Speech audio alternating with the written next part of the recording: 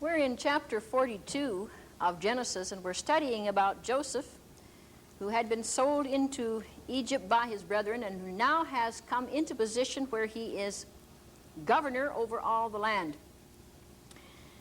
Jacob, of course, sees that in Israel they didn't have any corn, and so he sent his 10 sons, leaving Benjamin at home, down to Egypt to get corn because they were in the famine as well, and they needed food.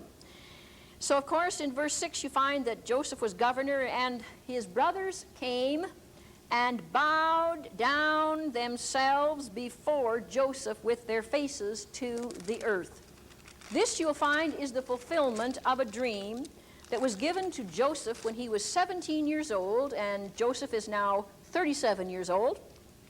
The dream was, as he told it to his brothers and his father, way back in chapter 37 of Genesis, that he dreamed that the sheaves would bow down before him, and the sun and the moon and the stars would bow down before him. And of course, the family were quite disturbed about this.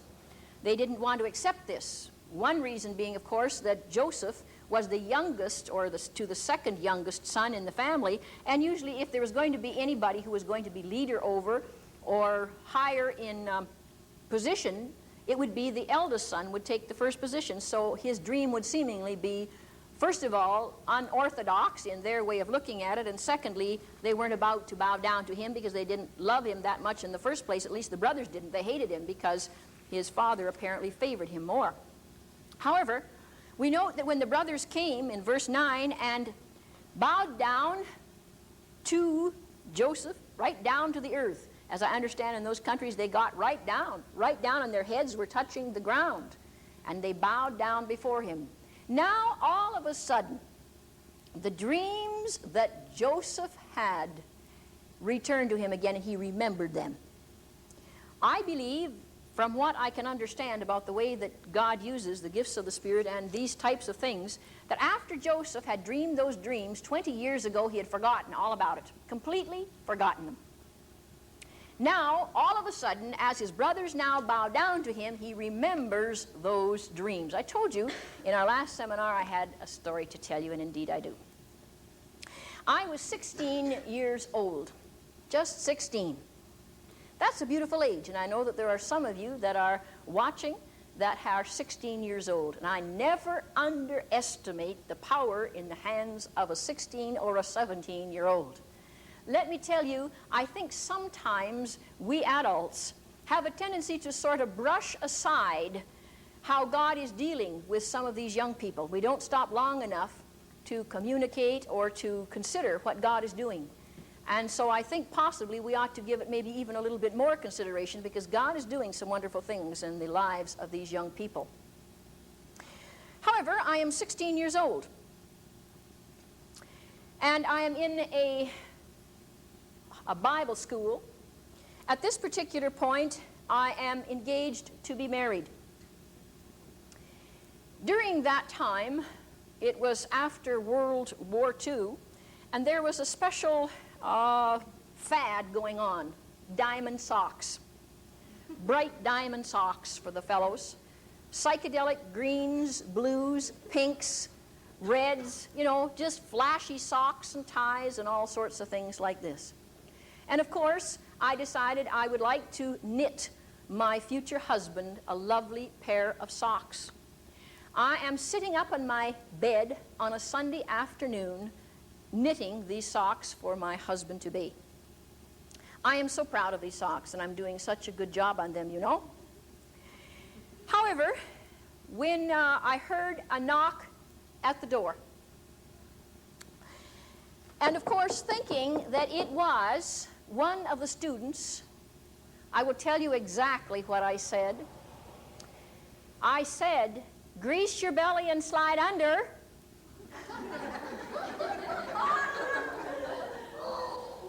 Mary, you said that? Yes, I did. And you know who walked in through the door? The Dean of Women.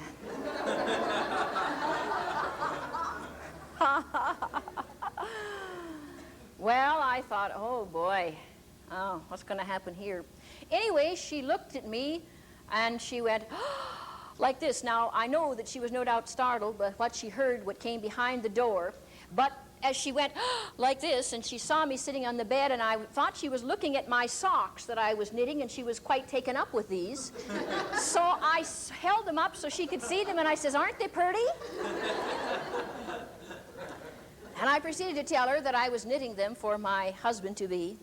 Now, the next thing that came out of her mouth was this: "Mary, you should not be knitting socks on Sunday." Ooh. This is work, you see, in some people's ideas. I don't know whether she felt I should be out, traiping the streets or whatever I should have been doing, but nonetheless, knitting socks was work. Well, I've long since learned that this is not the case, and I am not a legalist by any means or any stretch of the imagination, and I teach on the grace of God. However, it is things like this that has caused me to teach on the grace of God. Next thing that happened was, of course, that I did not know how to handle the situation. I did not know how to use even natural wisdom. I was very young, very early in my years, and of course, I was quite mouthy. And I got belligerent, even nasty. And I didn't know how to talk to her right, because I was a little bit uptight because she would come in and make these statements, and nonetheless, I knew I shouldn't have said what I said, but I didn't know it was her behind the door, and I was trying to justify myself. And the more I said, the worse it got. You know what it's like, huh? You put your foot in your mouth. Well, anyway, I got called up on the carpet. That is, I am put in a position where I may end up being expelled from school. I have to now come into the principal's office, and we're going to have a little talk. So I walked into the principal's office, and there, of course, I see him sitting in his chair behind his desk. He's looking at me very sternly. "Come in, Mary." And there's a chair sitting in front of the desk in which I am supposed to sit in that, obviously, and I knew that. But somewhere in my heart, I just didn't seem quite ready to sit in there yet. I was sort of shying away from it. I mean, the longer I could prolong it, the better off, you know. But immediately, as soon as I glanced at the chair, and I hadn't even said hello to the principal yet. I hadn't even said hello to him yet. I noticed right up behind him on the wall were some pictures that were hanging. I would say there would have been about 6 or 7 pictures of the student bodies of all of the groups of students that had been taught there for the last 6, 7 years. Every year they would take a picture of the student body and put them up on the wall. And I came over, again, I hadn't even said hello to him yet. I came right over to the pictures, and as I did, the most fantastic feeling came up inside of me. And I thought, oh, would I ever love to have a Bible school someday. And no sooner had I thought it when I just blurted it right out loud. And I said to him, oh, I would just love to have a Bible school someday. I'm standing here looking at these pictures. He's sitting over there waiting for me to come and sit down here in the chair. He said to me, Mary, would you please come over here and sit down? Do you have any idea what it takes to have a Bible school?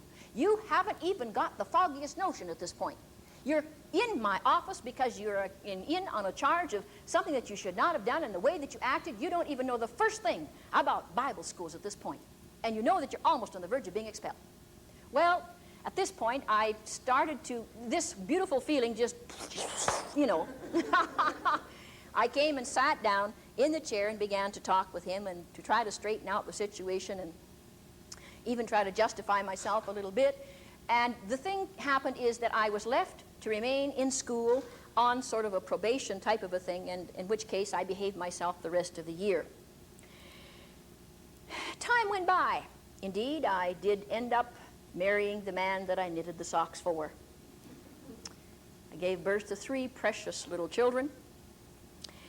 And finally, life went on, as life seems to go on. A number of traumatic experiences came into my life, in which case I moved away out of that city and took a secular job, working now to earn a living. And As I have already explained to you in one of the other seminars, I had been asked by a pastor now to come and to teach a group of young people in his church on the gifts of the Spirit. I accepted. Then, as I've already told you, from that particular church, a group, the young 16-year-old fellow that I had the joy of leading to the Lord and filled with the Spirit, says, Mary, there's a group of young people that don't go to this church. Can we come over to your place and would you teach us there? And I said yes. Out of that particular group, a doctor called me and he said, Mary, we're thrilled with what's happening to our children. Can you come over to our place and teach? Out of that particular group in that house, out of that seminar, some more elders from a church asked me to come over into their church and to teach, and I did. And this went on and on. Now, after I got through in each group, because I was working on a secular job, I just wanted to give things just to please people. I love people. I love to do things that, please them. I get a kick out of this. And so I would take a picture of the group of people in the sessions that we had, and just take my camera and flip a picture, and then I would go and get 20, 30 copies, depending upon how many people were in the seminar, and I'd hand them out each one as a little gift when we got through. And then I'd take one and put it in a little album at home. Well, time went by so that I'm now not only teaching 5 nights a week, but I'm working on a secular job 5 days a week from 8 to 5 at night. Then, as I've already told you the story, the Lord opened up the door for me to go into full-time service for the Lord. And it was then that I received the call to go out to Malaysia and Singapore by a Catholic nun called Sister Marie Angel. And there I moved in the things of the Spirit of God, and the phenomenal thing took place there that I've already described to you in past seminars. And then at the final time before I was ready to come home, a week before I came home, I taught a seminar then with all of the people who were key leaders in that area. I came home and had to change my place of residence because my residence is too small. And again, as we read to you the prophetic utterance that I had in a piece of paper and pulled it out of my desk drawer, strangely enough, when I cleaned out my desk drawer, as we all clean out drawers when we're moving and so on, there I found the little album that I had made with all of these pictures of these different seminars. And as I looked at it, like Joseph, I remembered the dream that I had in the principal's office. Oh, I would love to have a Bible school someday. I had my Bible school. I would have never, ever, ever, ever dreamed, any more than Joseph, 20 years later, that I would have a Bible school, nor that it would ever come the way that it did. No, I didn't have a Bible school built, structured, so many rooms, so many buildings, as some Bible schools are built. I had a traveling Bible school. I was going from one house to the next, one church to the next, and now I was being called upon to go abroad to other foreign lands and teach. And I thought, oh God, I remember the dream that I dreamed. This is why I kind of think that Joseph's dream might have been a daydream. And it all came back to me now. And today, I say, God, oh God, such a dream I have never seen fulfilled. Such a dream I have never seen fulfilled. I would have never, ever dreamed it. Because now I believe I have one of the biggest Bible schools that has ever been known. We have the greatest television seminar, probably that's ever been conducted on the gifts of the Spirit. And I say, God, only you could have fulfilled it that way. And I would have never dreamed it possible for myself at that time.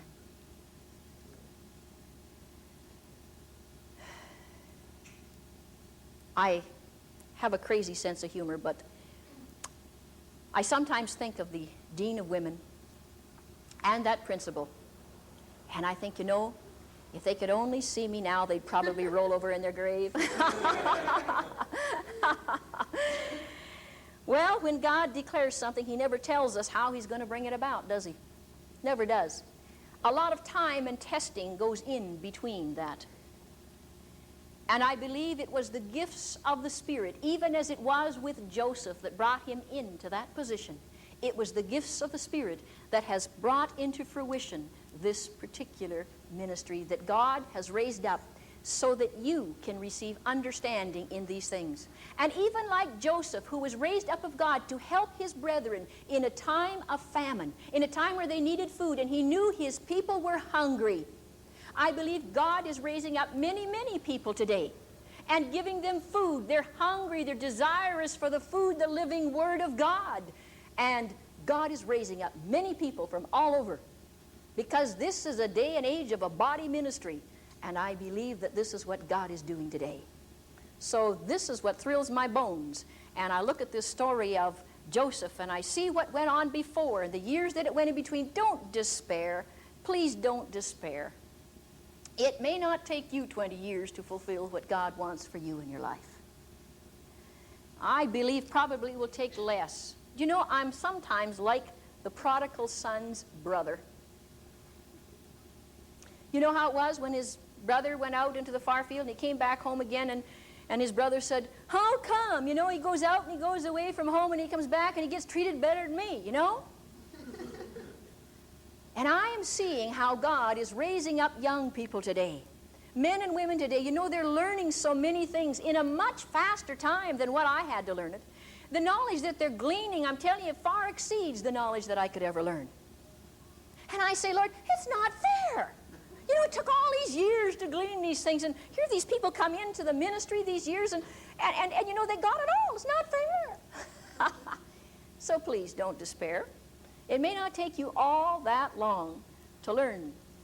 And I'm seeing people growing so fast these days in the things of God that I believe God is doing a fast, quick work. And it's not taking near the time to fulfill what God has planned for your life. Well, you know the story as it goes on further.